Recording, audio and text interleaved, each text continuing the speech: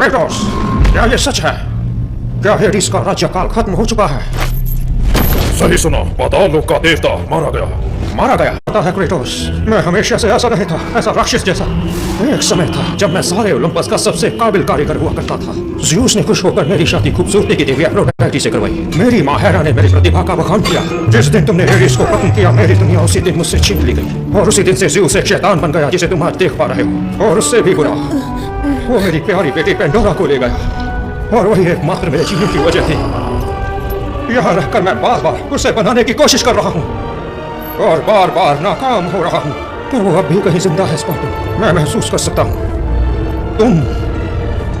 तुम क्रेटोस उसे मेरे पास वापस ला सकते हो। तुम्हारी बेटी मेरी चिंता का विषय नहीं है। तुम्हें ये बात समझनी चाहिए, अगर तुम भी एक बेटी के पिता थे।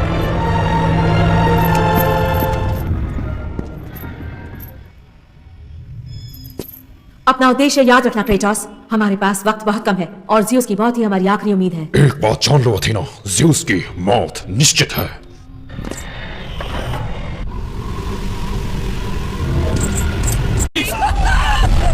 सूर्यदेव के क्रोध का सामना करो।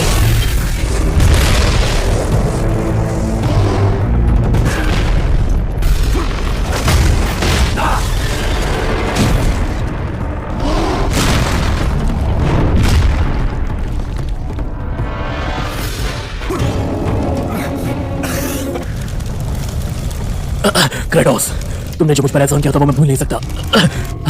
तुम मुझे बचाओ क्रेटोस, और मैं तुमसे वादा करता हूँ कि बदले में तुम्हारी हर मदद करूंगा। अगर मेरा एहसान चुकाना चाहते हो तो मुझे बताओ कि ओलंपस की ज्वाला कहाँ है? वो ज्वाला तुम कभी ज़्यूस को नहीं हरा पाओगे स्पार्टन। और अगर तुम ऐसा करोगे तो अपनी जान गंवा बैठोगे। मुझे तो ऐसा बिल्कुल भी नहीं लगता कि तुम्हें मेरी जान की चिंता करनी चाहिए हेलियस। तो फिर सूर्यदेव की शक्ति का सामना करो।